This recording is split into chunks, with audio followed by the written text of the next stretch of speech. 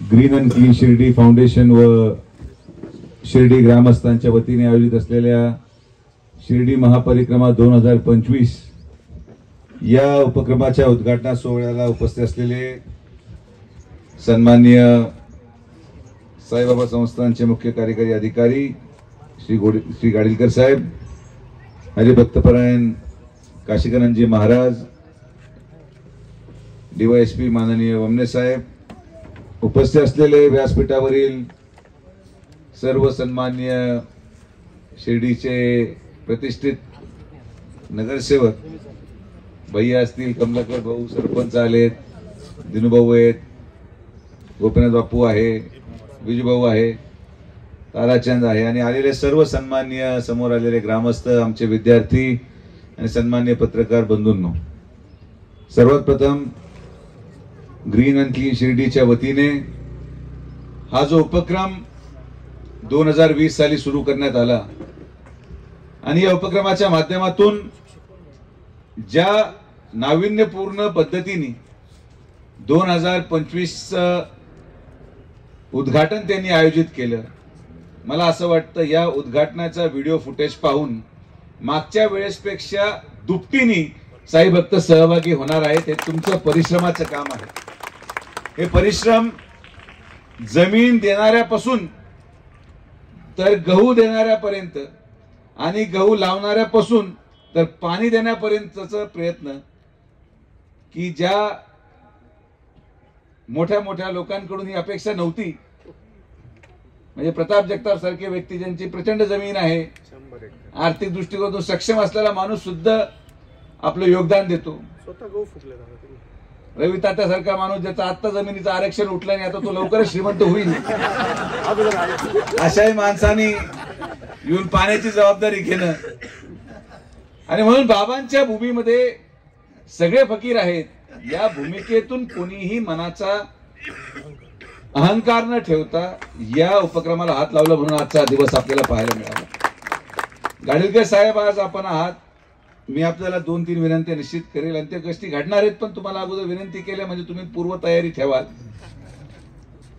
की साई भक्त आणण्याच्या दृष्टिकोनातून परिक्रमा एक माध्यम आहे ज्यामध्ये दोन्ही गोष्ट साध्य होतात. बाबांच्या विचारांची प्रसिद्धी देशभरामध्ये आणि त्याचबरोबर शिर्डीच्या अर्थकारणाला चालना मिळावी असा एक संयुक्तिक मेळ या ग्रीन अँड क्लीन शिर्डीच्या माध्यमातून घातला जात आहे. माझी आपल्या संस्थांच्या वतीने नम्रपणे विनंती आहे की आपल्याला भविष्य कालावधीमध्ये 2 ते 3 गोष्टी आवश्यक करायच्या आणि आपल्याला कराव्याच लागणार. एक, की आपल्या संस्थांचा जो खर्च आहे तो खर्च अशा माध्यमातून व्हावा की त्या खर्चाची परतफेड या भूमीमध्ये जन्मलेल्या माणसाच्या उपजीविकेचं साधन व्हावं, एवढं आपल्याला करायचं. आपण आता एक हॉस्पिटल बांधायचा निर्णय घेतला, बांधू शकतात, काही अडचण नाही, पण ती आज शिर्डीकरांची गरज नाही. आज शिर्डीकरांची गरज आहे की आपण हा विचार केला पाहिजे की जसं आपण एवढं मोठं 298 कोटी रुपयाचं शैक्षणिक संकुल बांधलं, तसंच एक कोचिंग सेंटर 11वी आणि 12वीची, ज्याने की एंट्रन्सच्या स्पर्धा परीक्षेमध्ये आपला प्रत्येक मुलगा हा कुठेतरी एमपीएससी पास झाला पाहिजे, या दृष्टिकोनातून कोचिंग सेंटर फक्त आणि फक्त शिर्डी आणि पंचकृषीसाठी आपण उघडलं पाहिजे. आपण दवाखाना उघडला पण त्याच्यामध्ये फक्त 25% स्थानिक लोक लाभ घेतात आणि 75% बाहेरचे लोक. ठीक आहे, त्यांना आजार बळा होण्यामध्ये साहित्य मिळतं, आपली काही अडचण नाही, पण त्यांनी ना शिर्डी ग्रामस्थांचं जीवनमान बदलतं, ना स्थानिकांना काही रोजगाराची संधी किंबहुना रोजगाराचा काय फायदा आहे. संस्थांचा उद्देश भक्तांचा काळजी घेणं आणि त्याचबरोबर शिर्डीची अर्थव्यवस्था बळकट करणे आणि ज्यामुळे ही शिर्डी सुरक्षित आहे, या ग्रामस्थांचं मुलांचं उज्ज्वल भविष्य आपल्याला घडवायचं आहे, यासाठी आपण काम केलं पाहिजे. या बाकी सगळ्या गोष्टी, प्रसादालयामध्ये आपण मोफत जेवण देऊ राहिले, 25 रुपये केलं पाहिजे, खरंच बेड केलं पाहिजे. तो जो पैसा वाचेल तुम्ही मुलांच्या, आमच्या मुलांच्या भविष्यासाठी खर्च करा. अख्खं देश इथं येऊन फुकट जेवतोय, भिकारी सगळे महाराष्ट्राचे इथं गोळा झाले, हे योग्य नाही. संस्थांनी हा विचार केला पाहिजे की आपण इथं काय करत आहोत, कशासाठी करत आहोत. आणि म्हणून आम्ही आपल्याला आवर्जून विनंती करेल की शिर्डीची अर्थव्यवस्था, मी जी स्वप्न पाहिले की मुलं शिकले तर पाहिजेच, पण आपण जो संकल्प केलेला आहे की जी जमीन माननीय नामदार राधाकृष्ण विखे पाटील साहेबांनी संस्थानला मोफत दिली, त्या जमिनीवर पुढच्या 3 वर्षामध्ये 100 कोटी रुपयाचं क्रिकेट स्टेडियम उभारलं गेलं पाहिजे म्हणजे पाहिजे. मी तुम्हाला सगळ्या ग्रामस्थांना लिहून देतो की एक आयपीएल आणि शिर्डीची अर्थव्यवस्था वर्षभराची बदलून जाईल हा शब्द सुजय विखेचा. त्यामुळे टाळ्या तुम्हाला सांगून जातात, हे काय मुलांच्या मनातलंच मी बोलतो. कारण की जेवढी जबाबदारी साई भक्ताची तुम्ही घेतात तेवढी जबाबदारी शिर्डीच्या अर्थव्यवस्थेची देखील घेण्याची जबाबदारी साईबाबा संस्थांची असली पाहिजे. तुम्ही चांगलं काम करता याबद्दल काही दुमत नाही, पण निर्णय घेताना सार्वत्रिक विकास. आता आपण एवढं 298 कोटी रुपयाचं शैक्षणिक संकुल बांधलं का? आपण त्याला दर्जेदार शिक्षक देऊ शकत नाही. केरळातून शिक्षक आले पाहिजे, पगाराला खर्च होऊ द्या, पण 12वी पास झालेला मुलगा एकदम उत्कृष्ट इंग्लिश बोलता आलं पाहिजे अशा पद्धतीने शिक्षण सुविधा उपलब्ध झाली पाहिजे. तर काय उपयोग नाही. बिल्डिंगवर खर्च आहे, स्क्रीनवर खर्च आहे, ऑडिटोरियमवर खर्च आहे, स्विमिंग पूलवर खर्च आहे, शिक्षकांवर नाही. गुणवत्तेवर खर्च करा, झाडाखाली शिकवा, पण शिकवणारा 1.5 लाख रुपये मागतो त्याला द्या, पण तरच मुलं घडतील.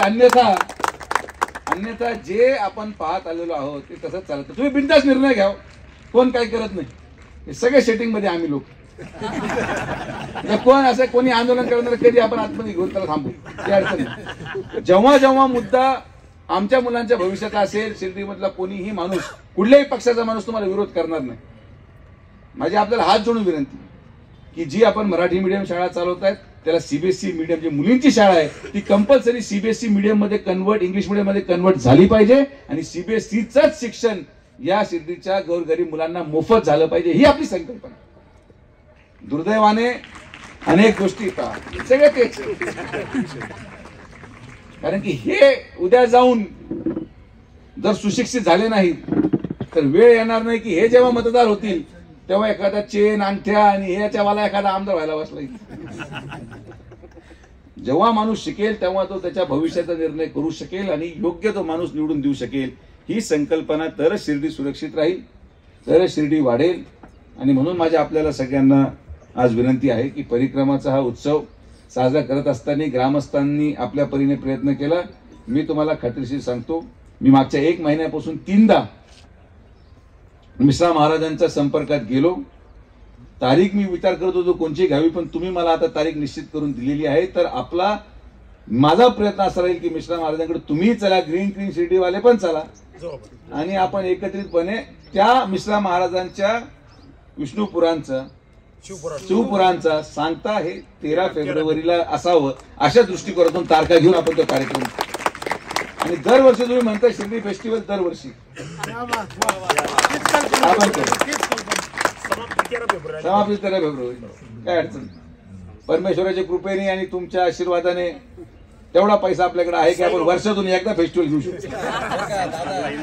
मान्य का करत नाही खिशोतून पैसे काढायचे? शिर्डीकर मान्य का करत नाही खिशोतून पैसे काढायचं?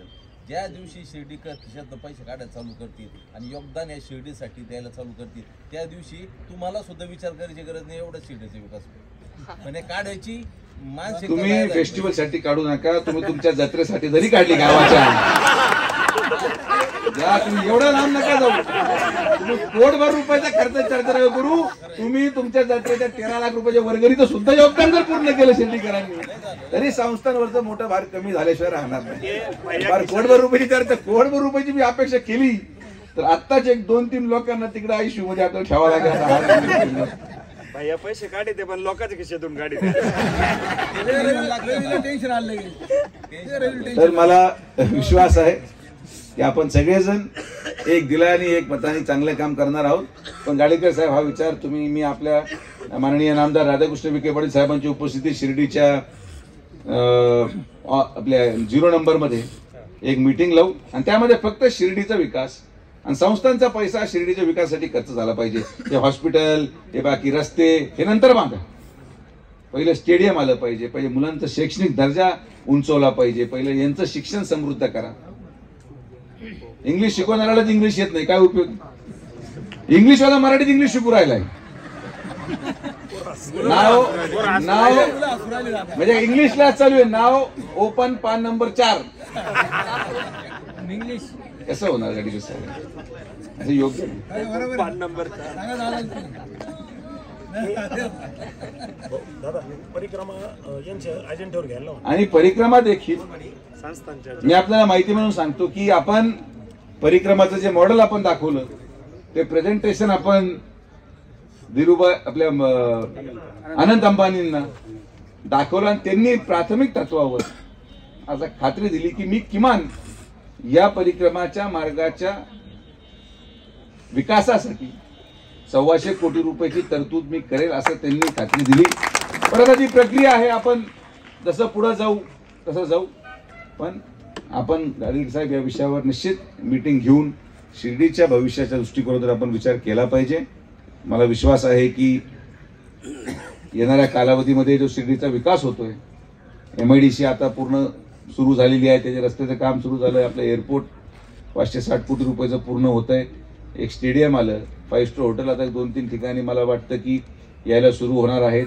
प्रचंड 5 वर्षात बदललेली शिर्डी आपल्याला दिसेल, पण त्यामध्ये संस्थांचं योगदान हे इतर गोष्टींपेक्षा महत्वाचं असावं. आणि माझी आपल्याला परत विनंती की कृपया करून प्रसादालयामध्ये मोफत जेवण हे आपण बंद करावं, ही माझी आपल्याला हात जोडून विनंती आहे. आणि ग्रामस्थांसमवेत मीटिंग घेऊन निश्चित आम्हाला आंदोलन करायची वेळ आली तरी आम्ही करणार, कारण की हा जो पैसा चाललाय हा पैसा जेवणासाठी न जाता, कारण की इथं कोणी गरीब नाही, 10 रुपयाचं जेवण प्रत्येक जण खाऊ शकतो.